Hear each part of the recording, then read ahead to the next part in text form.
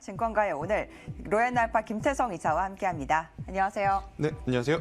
네, 오늘은 또 어떤 종목들 나와 있는지 함께 알아보시죠. 첫 번째 종목은 동원 F&B입니다. 너무 싸지 않나요? 라고 NH투자증권에서 제시를 했는데 저평가돼 있다라고 평가를 하는 것 같습니다. 3분기 영업이익이 컨센서스 대비해서 16% 이상 상회를 했습니다. 전년 대비 영업이익 같은 경우는 23% 이상 증가를 했다고 나왔는데요. 이 코로나19로 인해서 집밥 쪽이 늘면서 홈푸드 쪽에서 수익성이 개선이 됐습니다. 또 온라인 기반의 사업 성과도 부각이 되고 있는데요. 동원몰에서의 매출도 기대감을 키웠다고 평가를 하고 있습니다. 동원 F&B 같은 경우는 현재 주가 수준이 16만 5천 원이거든요. 목표가를 27만 원까지 상향을 했습니다. 앞으로의 흐름도 긍정적으로 보실까요? 네, 일단 이 동원 F&B의 주가가 그동안에 조금 부진했던 이유는 결국 하나였던 것 같습니다. 이 실적에 대한 불확실성이다라고 좀 볼 수가 있을 것 같은데요.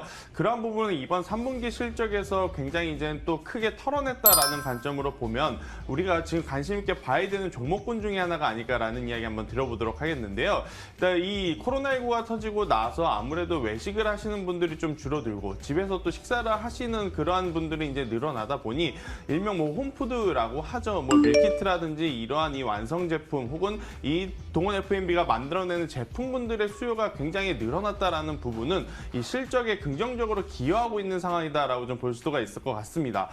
일단 아무래도 3분기 실적이 좋다라는 부분은 4분기에도 실적을 기대할 만한 모멘텀이 있다라고 한다면 충분히 주가를 다시 한번 부양할 수 있는 그러한 모멘텀으로 작용할 가능성이 굉장히 높은데요. 3분기에 추석 연휴가 있었다면 4분기에는 결국 이제 설 연휴에 대한 기대감이 여전히 남아있는 상황이다라고 좀 볼 수가 있을 것 같아요. 그래서 이제 3분기에 이어서 4분기에도 실적이 또 회복할 수 있는 그러한 부분이 부각이 된다라고 한다면 주가의 회복도 최근에 이제 다른 종목들이 굉장히 좋게 흘러갈 때 홈푸드 쪽에서 혹은 음식료 안에서 동원 F&B 같은 경우에는 주가가 지지부진했습니다만 실적에 대한 기대감이 지금 남아있다라고 한다면 여전히 우리가 관심 있게 봐야 될 부분이 아닌가라는 이야기 한번 들어보도록 하겠습니다.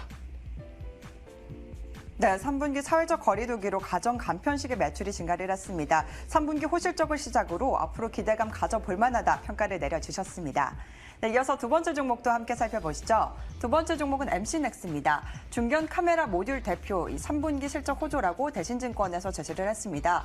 이 3분기 어닝 서프라이즈를 기록을 했습니다. 내용을 살펴보면 이 삼성전자 스마트 판매량이 전분기 대비 50% 이상 증가를 하면서 수혜를 입은 것으로 나타내고 있는데요.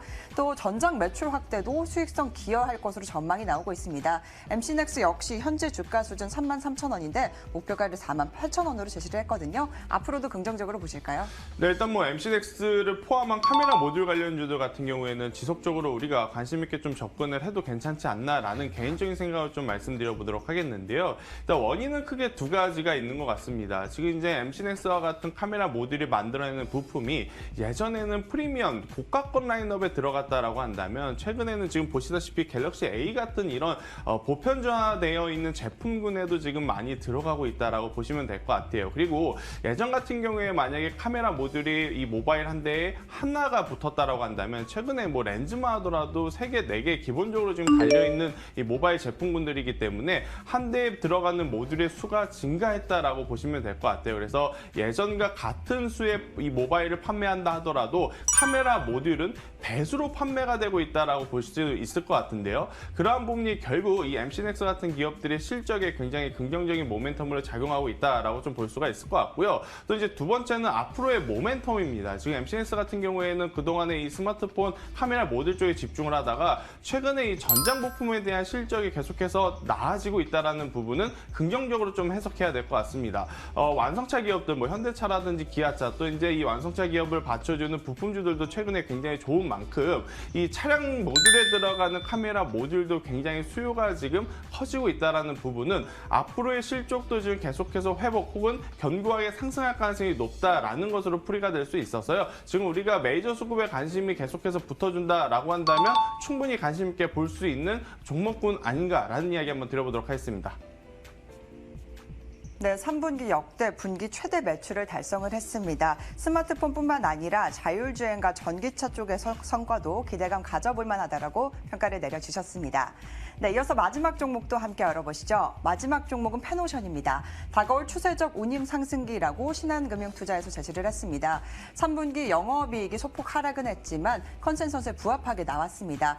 내년 하반기 신흥국 경기 회복 기대감이 실려져 있는 리포트인데요.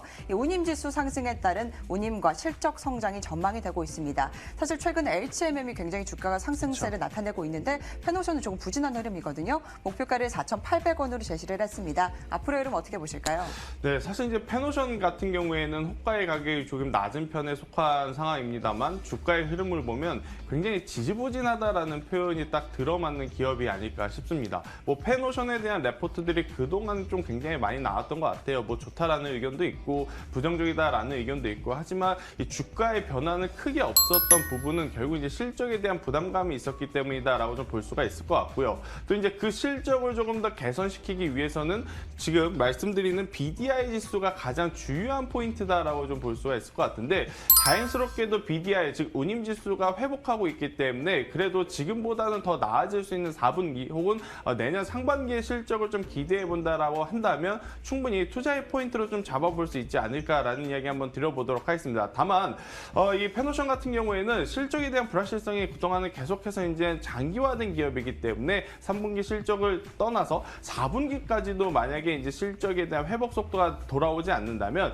오히려 시장에 실망 매물들이 나올 수 있는 위치입니다. 그래서 이제 관심 있게 보실 분들은 지금보다는 4분기 실적까지 확인하시고 난 이후에 들어가 보는 게 어떨까라는 이야기까지 한번 드려보도록 하겠습니다. 네, 내년을 기대해보자라는 의견을 남겨주시면서 4분기 실적은 체크를 해보자 의견을 남겨주셨습니다. 네, 오늘 세 가지 종목을 함께 살펴봤는데요. 동원 FMB와 MC넥스는 긍정적인 의견을 남겨주셨고요. 페노션 같은 경우에는 4분기 실적을 체크해보면서 흐름을 체크해보자라고 의견을 남겨주셨습니다. 네, 오늘 이 세 가지 종목들 흐름 체크해보시면서 도움 받으시기 바랍니다. 지금까지 증권가의 오늘이었습니다.